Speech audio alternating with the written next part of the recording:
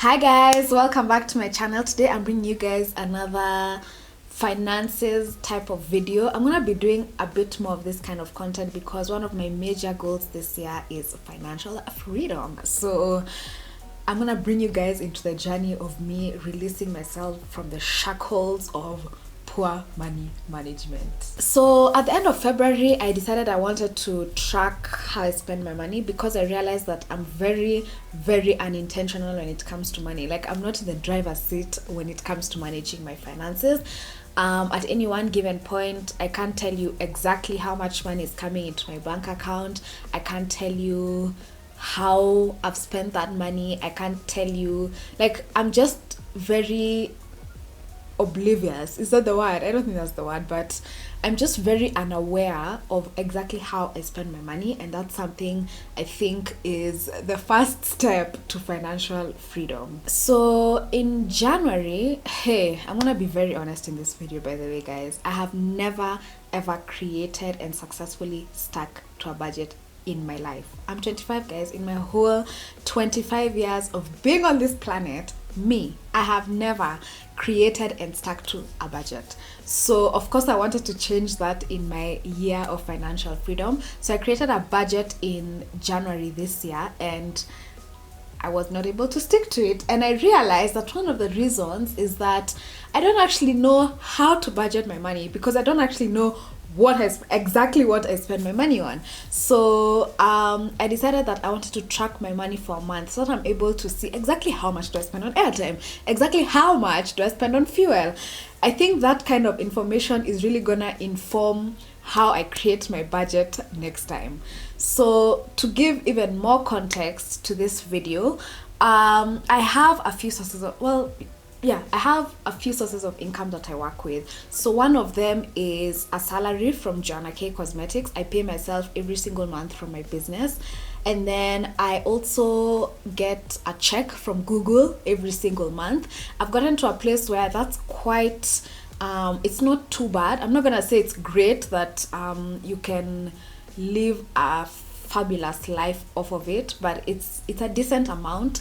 And where I've reached, when I'm consistent uploading, I'm able to make a pretty good amount of money. And the more I upload, the more I make. Like when I did Vlogmas in December up to where I stopped, when I got my check in January, it was like, wow, should I do Vlogmas every month? So the more consistent I am, the more money I make. So I also have to put in effort to actually get a good Google AdSense check. Then the other source of income for me is working with brands. Now this year, one of my goals is to really increase how much I'm making working with brands. Not how much, but to work with brands more, because last year 2019 I didn't work with brands that much, and now I'm at a place where I'm really focusing on my personal brand and I want to work with more brands. So those are the three sources of income that I have at the moment. Now the main way that I divide that income, kind of, or the ideal way, because I haven't really done it to date, but it's how I want to do it moving forward, is that my money from Joanna K Cosmetics, my salary from Joanna K Cosmetics, is what I'm gonna be using for my day-to-day expenses. So that's fuel, that's what else, just day-to-day expenses, you know. And then the other amount of money from the brand and from Google AdSense, that goes straight into a lock savings account. That is the ideal. So, or rather, that was the ideal when I first began. But of course, me tracking my money for a month is going to slightly change that just a little bit, but I think it's still what I'm gonna work with overall. All right. So I started off with my opening balance, which is what I earned from Joanna K Cosmetics, like I've said, and everything else that I earned that month, I put it directly into a lock savings account. So I'm seeing here on March 3rd, I already spent 1,000 bob on Safaricom airtime, and that was the 10 GB bundle. You guys are gonna see that I spent a lot on airtime, and that's what I realized. Like when I was looking back at how much I spent so much on airtime. So usually, okay, we stay out of town, so getting a Wi-Fi provider, we don't have Zuku here, we don't have Safaricom home fiber and all those other options that you guys who live in the city are enjoying. So the Wi-Fi provider we have at home is quite, for lack of a better word, trash. So it's really, I'm not able to depend on that Wi-Fi to be able to do my work. So usually I've sorted myself out. I have an Airtel, I think it's smart home Wi-Fi, and then I also have just like my Safaricom line. I don't have an Airtel line, and I actually think Airtel airtime is cheaper than Safaricom Airtel bundles, but my phone doesn't have is not dual SIM, but I have the smart home Airtel system. So anyway, what I realized this month, dude, I spend so much on airtime. That 10 GB bundle, I buy it like every single day, guys. Well, not every single day, but I buy it too much. And then also, if I'm being honest with myself, I end up spending a lot of that 10 GB watching Netflix, watching YouTube videos. So I can't really say that that money I put into airtime and bundles goes into my work. And that's okay. I'm not even trying to make it go into my work, but it gave me a really realistic idea of how much I actually spend on bundles, so that I think I need to find a more affordable way to go about this Wi-Fi thing. I don't know whether it's that I need to be using my smart home from Airtel, although that one goes quickly. Like I buy 3K, and then I upload one video and watch Netflix, and in a couple of days that's more or less gone. And it's usually like, is it 75 GB, which I think is a lot, and it just disappears. So I think tracking that aspect really made me aware of how much I spend on bundles, one, and two, has made me want to find a way that I can actually really minimize how much I spend on bundles without necessarily saying at oh, I'm not gonna be on Netflix, I'm not gonna watch YouTube videos. That is not what I'm trying to achieve here. That's unrealistic, and those are the kind of things that make me not stick to my budget. Now on the 5th, I spent 14,500 Kenya shillings on temporary locks and everything that came with that. So I spent 12,000 on the temporary locks, I spent 2,000 on a hydrating treatment, and I spent 500 on an edges brush. I think looking back at this, I could have definitely only spent the 12,000 because I have treatments here, and the only reason I got my treatment done there is because I was feeling lazy. So, you know, I saw that I could actually have done my treatment here at home the night before and then just gone and had the temporary locks done, and I would have saved myself a 2K, which the hair costs 2,000 bob to retouch, and you do it every other month. So that 2K I would have actually used to do a retouch 1 month. Now, the other thing I realized about myself and my spending habits is that delayed gratification is not a term that I want to acquaint myself with when it comes to finances. However, I do need to acquaint myself and be okay with delaying gratification. But for me, it's like instant gratification. You know, you people who like are able to say, okay, I want to do temporary locks, but let me spread out that 12,000 over 3 months. So instead of coming out with that 12K 1 month, I'm gonna do like 12 divided by 3.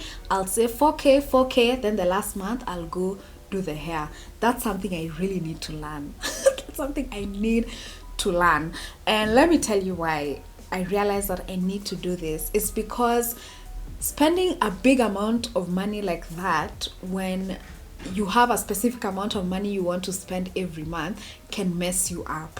So for me, spending that huge chunk of money just once like caused a ripple effect where I ended up with a lot less money to spend that month.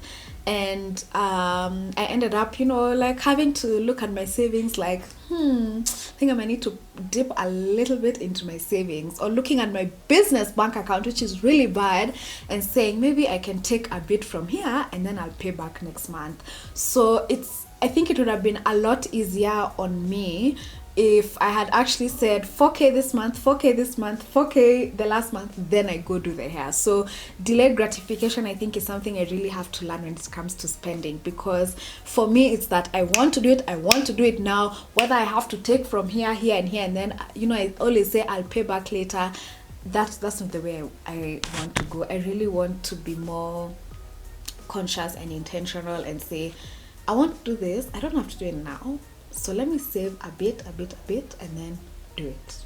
All right, then on the 5th, I withdrew 1,000 bob from the ATM. I was really keen to record this because I realized that sometimes I'll withdraw cash and it's really hard for you to actually track cash. So once you remove 10K, 5K, 1K from the ATM, it's very hard for you to recall exactly where you spent all that money. So for me, I realized that it's important for me to indicate I withdrew 1,000, and as much as possible I try to use mobile money because that keeps track of things for me. I'm able to just look at my statements and it tells me this is where you spent your money, as opposed to cash where no clue. So that 1,000, the main reason why I withdrew it was for parking, because parking is like one of the only things that I use cash for, if not the only thing. So that was for parking. And then that same day I spent 500 bob to pay for parking because my locks took the whole entire day, so my parking bill was just accumulating. Nothing I could have done about that. Anyway, now on the 6th, I spent 3,500 doing a photo shoot at a modern studio. What I realized is that I need to separate my investment money, like, from my personal expenses money, if that makes, let me explain. So I realized that I do photo shoots. You know, in photo shoots, I spend fuel. Not I spend fuel, but I use fuel to get to the photo shoots. I pay for the photo shoots. If I'm doing like a style shoot or whatever it is, I need to buy some things for that shoot.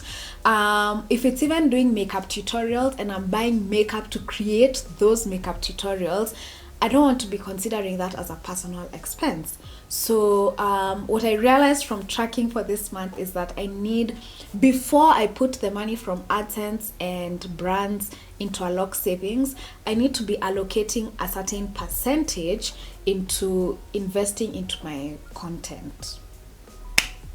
Because I think spending my personal expenses money on investment into my content kind of threw off the money I had allocated for the month, which it shouldn't have. So moving forward, what I want to be doing is getting a percentage of the money before I save it from brands and from Google AdSense, but I really want to make it a percentage. So if let's say I'm saving 100,000, I want to say before I save that 100K, I'm gonna use 20K to spend on investing in my content. So because I don't want to leave it open and then it's like, you know, I might buy 10 palettes this month, that's not necessary. I think also staying within that percentage or that amount of money I've budgeted for will keep me in check. So then I also did acrylic removal and gel polish. That cost me 1,500. That one is okay. I want to be having a budget every single month for my personal care things, and for me that's usually nails, that's my hair, that's skincare items, what else, waxing, yeah, and a manicure and a pedicure. This, because of the self-quarantine, I've not made it to my wax appointment. My nails are short right now. I haven't made it to see my nail tech, so I've saved a bit of money there. However, I feel like a mistake I used to make before when it came to budgeting is that I wasn't honest with myself. And for me, budgeting used to be, you know, trying to cut down and see where I cannot spend money. And those are the things that I always used to cut out. So I would always say, it's okay, I'm gonna shave instead of waxing. I hate shaving. I hate it. Or I tell myself I'm gonna, you know, I'm just gonna maintain short nails. But now I'm very honest with myself and I'm like, I love doing those things and those are not things I want to stop doing, so I'm gonna put them in the budget. So that when I spend money on those things, I don't feel anything. And the good thing is I know exactly how much they cost me every single month. So once I set that exact budget, I'm good to go. Right. Then on the 6th, I fueled my car. I filled up the tank. Now what I realized is that I don't actually usually know how much I really spend on fuel in a month, because I'll fill the tank and I don't really track to see how often I fill my tank.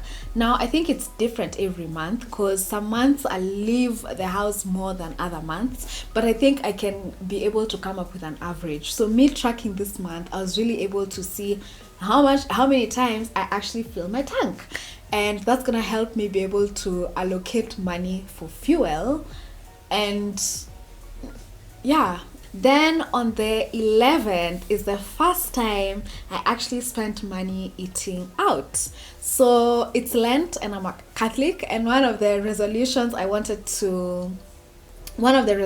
made during this time is that I'm not gonna eat out. And I don't mean like socially, you go meet a friend, you have a meal, that's okay. But for me, I realized that most of my money goes into, I leave the house, I buy food to come and eat here at home when there's actually food that's been cooked.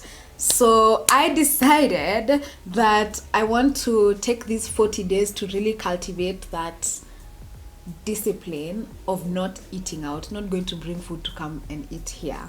So this was the first time I ate out, and I had gone for a meeting, and then I met my friend after, and I decided I was gonna have a coffee and a croissant that cost me 650, and I was very happy with myself. However, that same day I went ahead to make a really big purchase that I hadn't actually budgeted for. So I wanted to get a tripod because I had tried to film an IGTV video and I couldn't. The tripod I had was for lights, so I couldn't quite turn my camera to film in the 9x16 that's recommended by Instagram. So I wanted to go get a tripod. Now the thing is, again, instant gratification, because I think I could have said, let me make do with what I have until April, and then I can put that in April's budget out of the 20% or however much percent I'm taking to invest in my content. But what did I do? I was like, I want that tripod and I want that tripod now. So I went to the camera shop and I got distracted. Do you know, guys, I left there without a tripod, but then I left there with 3 things. I bought a lens that cost me 39,000 that I had not budgeted for. I bought a ring light that unfortunately I'm not even currently using at the moment. I bought a ring light that cost me, I think, 29,000, and then I bought a hard disk that cost me 9,000. So I would say that those were impulse buys. And the thing is, now you see, I had to, that money I had saved from Google AdSense when my Google AdSense was popping in January and February, I had to take out a big, huge chunk of my savings and put it into these things. So I hadn't even done my research. I feel that I could have gotten a hard disk for a few thousands cheaper. I have lights at home, guys, and currently what I'm using, not right now, in fact I'm using natural light and it keeps coming in and out, forgive that, but I have a softbox light that works just fine, and that's even what I'm using right now to do my IGTV videos and stuff. I'm not really using my ring light. So the lens, I think, is a great addition, guys. Can you see how it's like, it's a great addition to my setup, but I feel like I could have budgeted for it and bought one thing at a time. As for the ring light, I don't know if I'm ever gonna use it. I really don't know, but yeah, I spent a lot and I completely depleted my savings just because I went to the camera shop and I was like, ooh. So that really put a dent in my in my savings.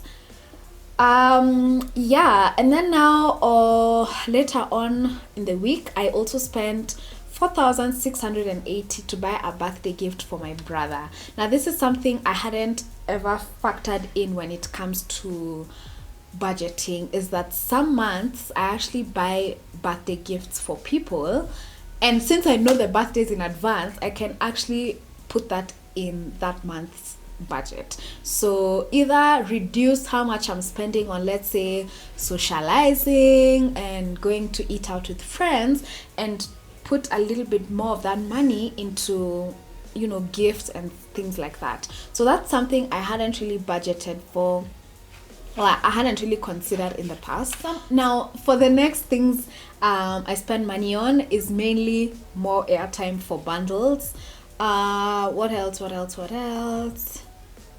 I'm trying to see like what really stood out. 1,200 Kenya shillings Netflix payment. This is something that I really need to actually be putting in my budget, because every single month that money is cut, and I'm not about to let go of my Netflix subscription, because I literally just watch everything on Netflix, and that together with how much I spent on airtime, like this. So I think from there, things kind of started to wind down a little bit, because now I've been staying indoors. I think all the other payments, especially now because I'm staying indoors so much, is just more of airtime. So it's really important to me to find a cheaper way for Wi-Fi. It's really important. But then also towards the end, I also spent about 5,000 to pay a graphic designer to help me create a media kit and a rate card. I tried to do it on my own, but then I really want my media kit and rate card to look like professional. You know, the last time I think I created a media kit was in 2018, and I looked at it and I was just like, sending this to brands, are they gonna take me seriously? So I was like, let me work with a graphic designer to actually create something that is very professional, because like I've said, I really want to work with more brands this year. And yeah, so now you see that's something that should have come out of the money set aside for investment into content, rather than come out of my personal expense account. So all in all, I'm actually really happy I tracked, and I'm not gonna stop tracking. I'm gonna keep tracking for the next few months or even forever, just to know, like, and I think what tracking has helped me do is just become very aware, you know, like every time I buy that 1,000 bob to buy 10 GB data, I'm so aware of it. And when it ends, I'm also aware that I just bought this yesterday and I'm already buying again today. So it's made me really aware, and I would say a lot more intentional when it comes to my spending. That's one. Two, for the first time in my life, guys, I actually have savings. I have savings, and I'm really, really, really, really happy about that. And I'm even so motivated to like keep putting savings into my, you know, like to earn more, put in savings, The other thing I learned is to really separate expenses, because mixing up my expenses is definitely messes up with my budget. So I need to have personal expenses as strictly personal expenses. Now, I think the last and the main thing I've really learned from this tracking my money for the last month is I really need to be okay with delayed gratification. Instant gratification is gonna mess me up every single time. If I want something, I don't need to have it now. I'm gonna feel better for planning for it, and so is my bank account. So I learned that delayed gratification really helps you think through things. So if an idea pops into your mind, actually I am talking to myself because if an idea pops into my mind, I don't actually need to act on it now, and delaying gratification and saying let me save up for it actually gives me time to think and evaluate, and really, you know, at the end I might be like, I don't actually need this, I don't actually need this. So I'm going to try and practice delayed gratification a lot more in the coming months.